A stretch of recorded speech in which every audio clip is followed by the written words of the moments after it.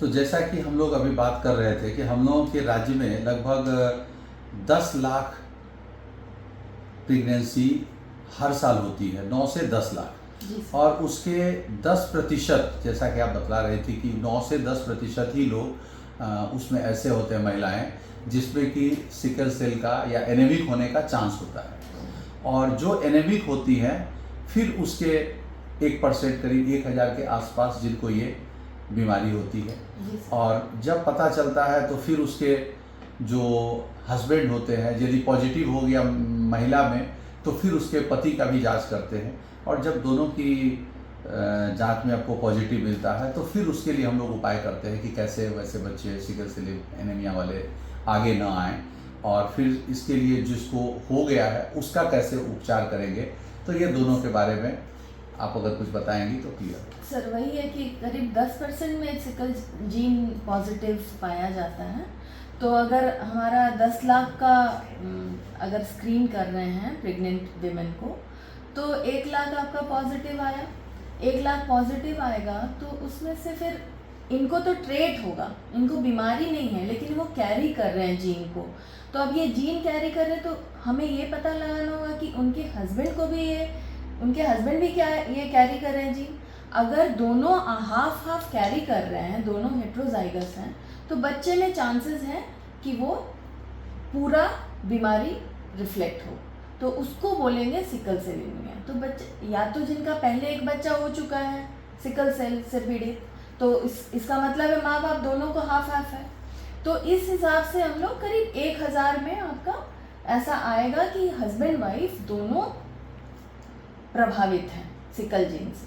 अब जब मदर में आपने टेस्ट कर लिया, HPLC कर लिया, अब 1000 में फिर फादर में किया, फादर में करने के बाद अगर दोनों पॉजिटिव आ गए तो अब हमें ये है, हमारा टारगेट ये है कि अब सिकल सेल से पीड़ित बच्चे का जन्म रोकना है। रोकने के लिए सर हमें उसका गर्भावस्था के दौरान उसका जांच करना होगा, और उस होने वाले बच्चे का माँ के गर्भ से पानी निकालकर या टिश्यू निकालकर उसमें DNA निकालेंगे बच्चे का, और DNA में ये जांच करके पता लगाएंगे कि बच्चे को हाफ ही कैरियर वो है, हाफ जीन अफेक्टेड है या दोनों अलील उसका अफेक्टेड है।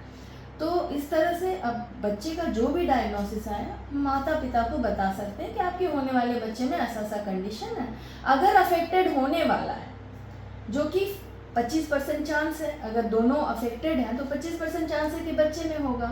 तो अगर होने वाला है उनको बताएंगे, ऑब्वियसली वो नहीं चाहेंगे कि हम ये बच्चा पैदा करें ऐसी बीमारी, फिर वो अगली बार ट्राई कर सकते हैं बच्चा, है ना। ये तो हो गई बाद की बात। एक जो अब सबसे इम्पोर्टेंट है कि हमारा जो POC किट होता है वो इनिशियली पहले हम लोग उसको टेस्ट करते हैं, और POC किट के बाद, इस टेस्ट के बाद अगर किसी को पॉजिटिव मिला है तो उन सभी का फिर सिकल सेल कार्ड बनाते हैं, और सिकल सेल कार्ड होना बहुत ज़रूरी है। और ये हमारे सभी प्राथमिक स्वास्थ्य केंद्र पे भी और जितने भी हमारे CHOs हैं सबको इसकी जानकारी है। तो जो मेरा अभियान चल रहा है तो हमें उम्मीद है कि जितने भी अभियान में लोग काम कर रहे हैं उनसे हमारी गुजारिश है कि इस बीमारी को आगे बढ़ने से रोकने के लिए जब भी कोई प्रेग्नेंट वीमेन को पहला टिटनस का टीका लगाया जाता है उस समय में उसकी वो POC किट से जांच कर लें कि कहीं भी तरह से वो एनीमिक अगर हैं तो उसमें सिकल सेल के कारण तो नहीं है। तो इसकी जांच निश्चित रूप से करें, और हम उम्मीद करते हैं कि अगर सभी गर्भवती महिलाओं की जांच शुरुआत में की जाएगी POC किट के माध्यम से तो ये समस्या पर बहुत हद तक रोक लगाया जा सकता है। जैसे ही हमें जानकारी होगी हम उसका बचाव कर लेंगे। तो जानकारी आवश्यक है।